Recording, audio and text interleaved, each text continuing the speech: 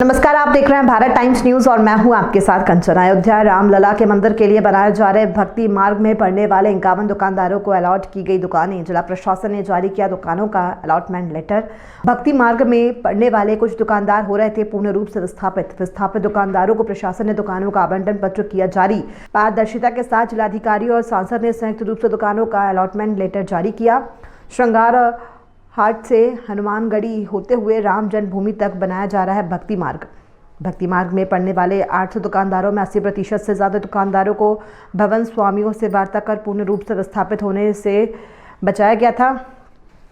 लगभग 20% दुकानदार पूर्ण रूप से विस्थापित हुए थे। जिला प्रशासन ने पूर्ण रूप से विस्थापित दुकानदारों की जीविका पार्जन के लिए अलॉट की 51 दुकानें। 51 पूर्ण रूप से विस्थापित व्यापारियों को अलॉटमेंट दिया गया।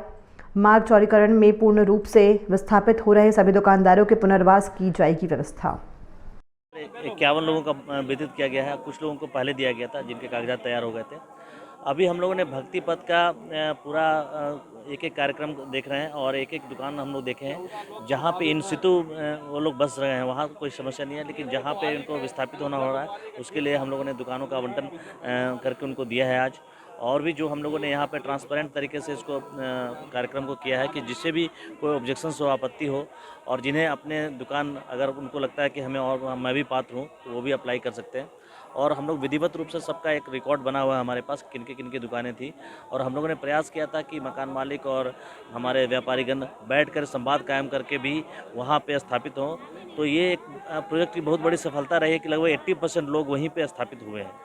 तो ये भक्ति पथ का भी ये परिणाम निकल चुका है, फाइनल आ चुका है लगभग कि हम लोग अधिकांश लोगों को बसा चुके हैं। और जो भी हमने अभी दिया है, आज का टाइम दिया है, कल भी देखेंगे कि जो भी उनको लगता है कि हमें हम अवशेष रह गए तो उनको भी हम लोग विचार करेंगे। उसके बाद फिर हम राम पथ में अभी हम कार्रवाई कर रहे हैं। अभी हम लोग लैंड एक्विजिशन प्लस मकान खरीद कर उसको तोड़ने की कार्रवाई कर रहे हैं। लोग कई स्वयं से तोड़ रहे हैं, जिनकी सहमति है उसको हम लोगों ने पोकलेन से किया है।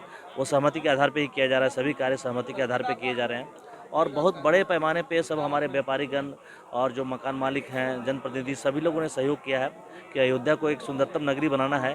इसके लिए बहुत मेहनत है, सबका सम्मिलित प्रयास है। और जब भी निर्माण कार्य होता है तो वेदना का कुछ काल होता है, तो ये वेदना का काल आप कह सकते हैं। लेकिन निर्माण होने के बाद एक सुखद एहसास होगा। और आप देख रहे हैं कि श्रद्धालुओं की संख्या लगातार अयोध्या में बढ़ते जा रही है।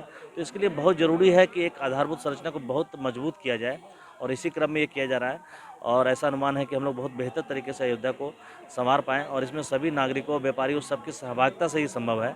और हम लोग सब मिलकर, एक साथ मिलकर हम ये काम करेंगे और जो भी कमियां हैं उसको हम लोग तत्काल सब मिलकर समाधान करेंगे। और हम लोग लगातार संवाद कायम किए हुए हैं और राम पथ के लिए भी हम लोग संवाद का एक अभियान चलाने जा रहे हैं। राम पथ का भी जब कार्यक्रम होगा तो उसके बाद फिर हम लोग ऐसे कार्यक्रम चरणबद्ध तरीके से कराएंगे और हम लोग जिसको भी है पुनर्वास की आवश्यकता होगी उसको पुनर्वासित करेंगे। जो भी विस्थापित हुए थे सार्वजनिक रूप से 51 लोगों को आवंटन दुकानों का दिया गया।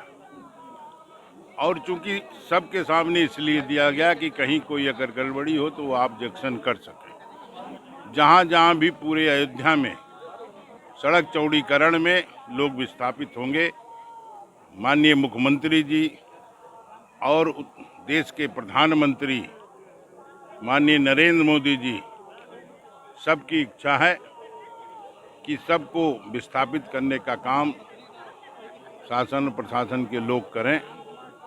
हम लोग सहयोगी के रूप में निरंतर इनके साथ लगे हैं। जिसकी जो भी समस्या होती है उसको बताने का काम करते हैं और उसका समाधान कैसे हो इसका भी करते हैं। जन्मभूमि से तक जाने वाले 3 प्रमुख जो मार्ग बनाए जाते हैं उसका कार्य की प्रगति क्या है और कब तक पूरा होगा? देखिए, ये भक्ति पथ और जो दूसरा पथ है जो सीधे जन्मभूमि को उधर से जाता है पुराने बस स्टेशन से, वहाँ तो जल्दी बन जाएगा। लेकिन सारे काम दिसंबर तक पूरे हों यह टारगेट है सरकार का भी और हम सबका भी कि उसके बाद जब यहाँ पर भगवान विराजमान किए जाएं तो अयोध्या सुंदर लगे, साफ सुथरी लगे, स्वच्छ लगे और सुंदर रूप से पूरे दुनिया में एक सुंदर नगर के रूप में जानी जाए। जो दुकानें जो आवंटित किए गए हैं, लोगों को दुकानें कब तक कुछ दुकानें इस महीने में मिल जाएंगी, कुछ फरवरी में मिलेंगी, कुछ मार्च में मिलेंगी, कुछ